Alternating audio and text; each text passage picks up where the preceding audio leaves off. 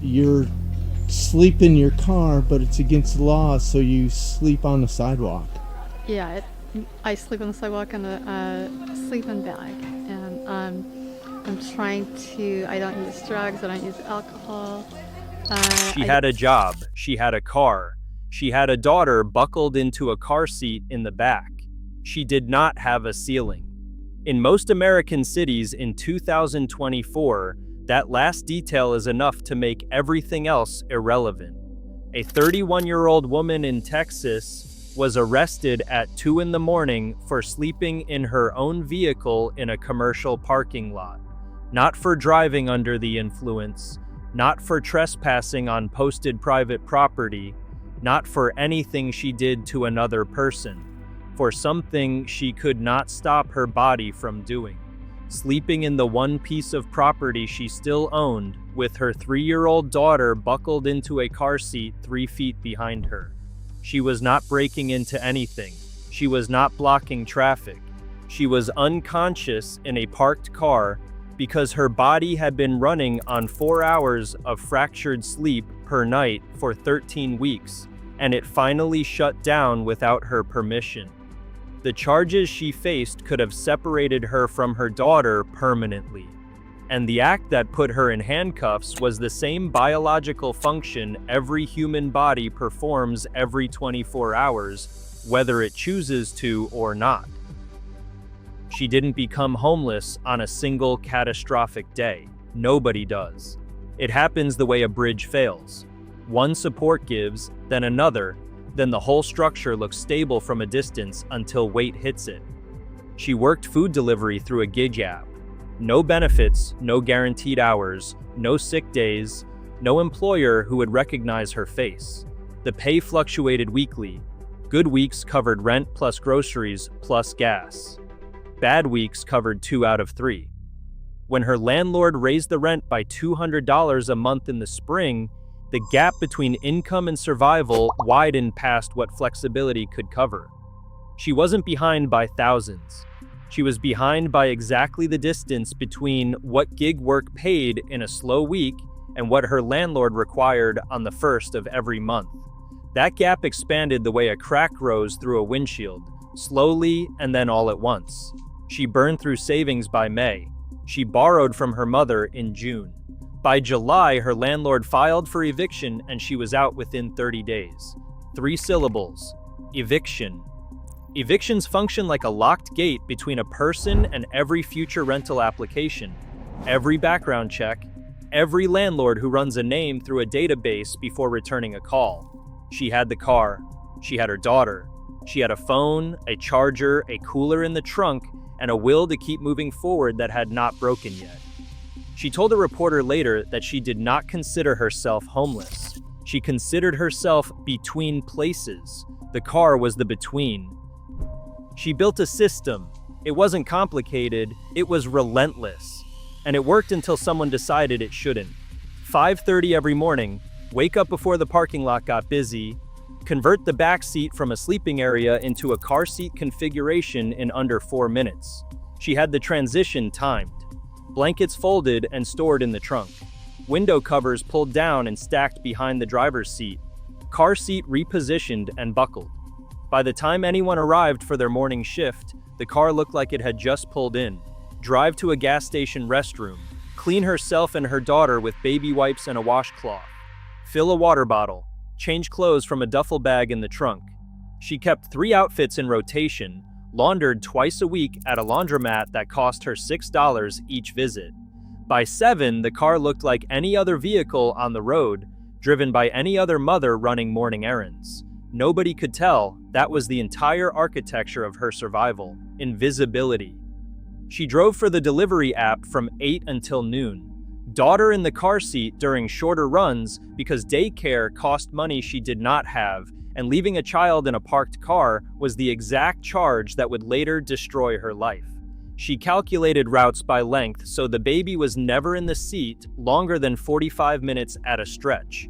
Between deliveries, she stopped at parks to let her daughter walk and play.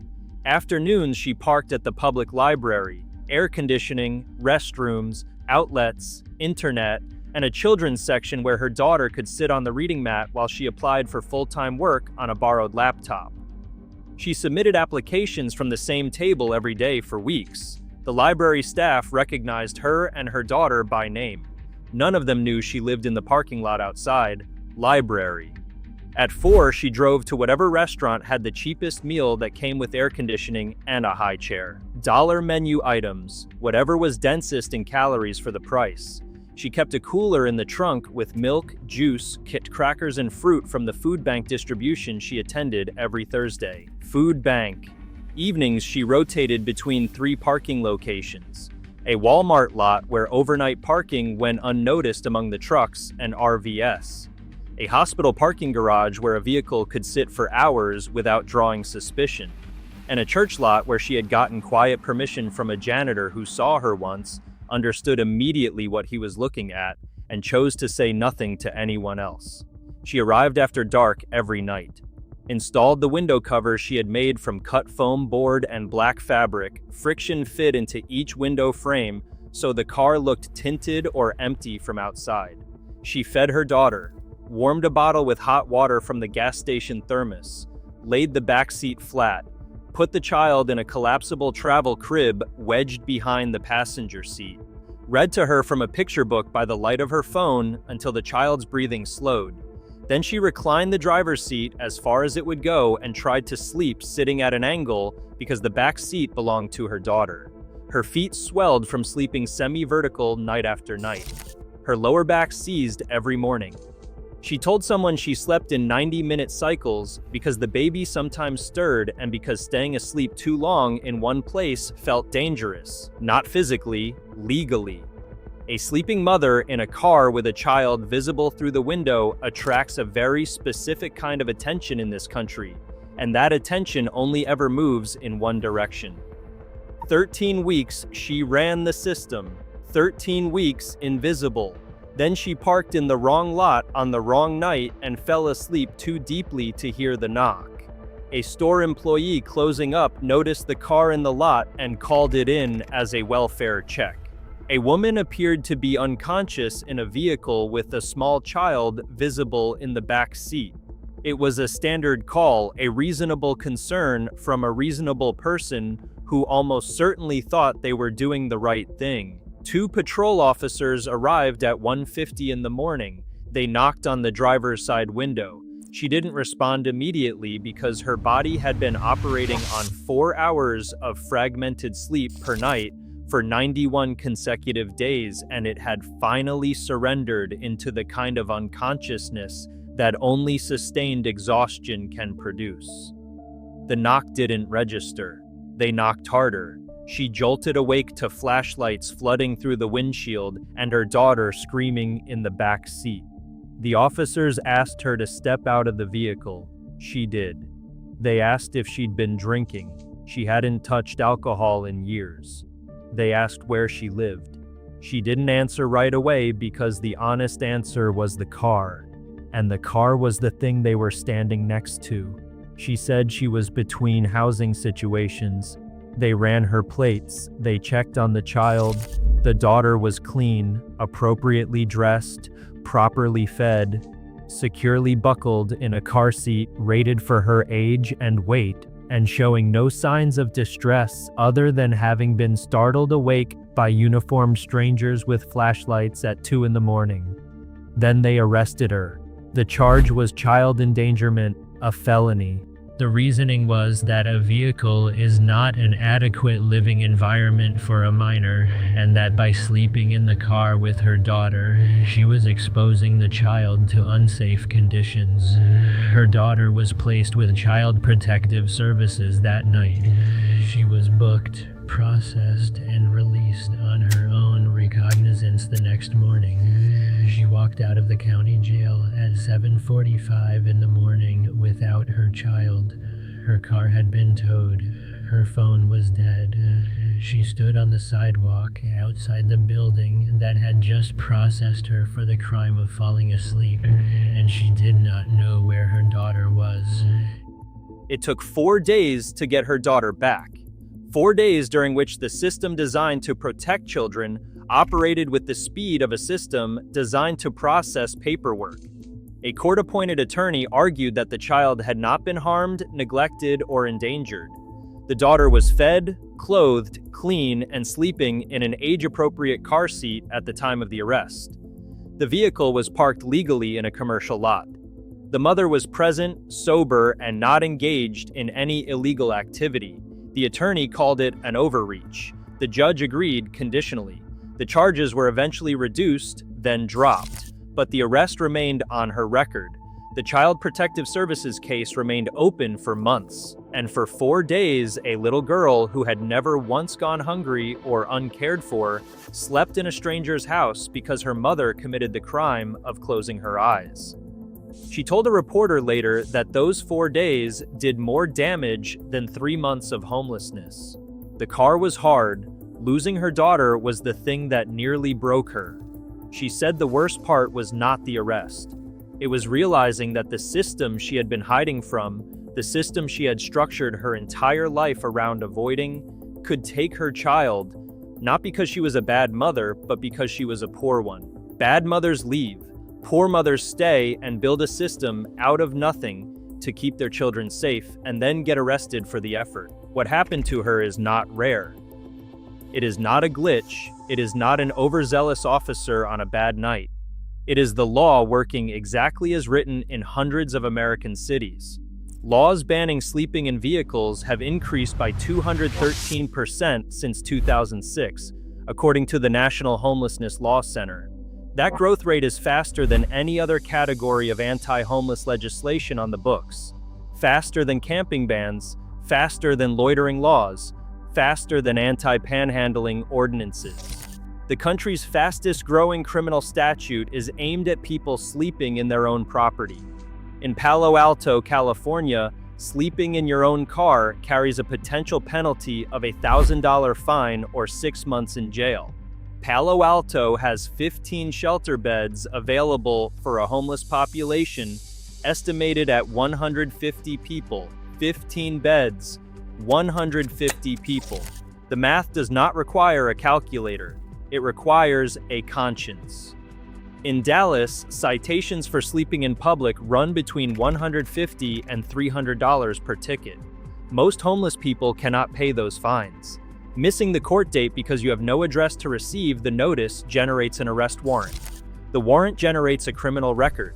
The criminal record blocks future employment applications, future housing applications, and eligibility for certain public assistance programs. Under federal law, a person who spends more than 90 days incarcerated loses their chronic homelessness priority status for permanent housing. The system punishes you for being homeless, then uses that punishment to keep you homeless longer. In 2024, the Supreme Court ruled in Grants Pass versus Johnson that anti-camping bans, including laws prohibiting sleeping in cars in public spaces, are constitutional. The 6-3 decision overturned previous protections from the Ninth Circuit that said cities cannot criminalize sleeping outside when there are not enough shelter beds to sleep inside. That protection is gone. Cities across the country can now legally fine, cite, arrest, and jail anyone sleeping in public or in a vehicle, regardless of whether any alternative exists for them. It costs taxpayers approximately $83,000 per year to incarcerate a single person. A Housing First program that places someone directly into permanent housing with support services costs a fraction of that amount and has produced measurable results in every city that has implemented it at scale. We are spending more money to punish the condition of homelessness than it would cost to resolve it. That calculation has been accurate for decades. Nobody with the authority to change the equation has changed it. She got her daughter back. She got the charges reduced and eventually dropped. She did not get an apology. She did not get an apartment.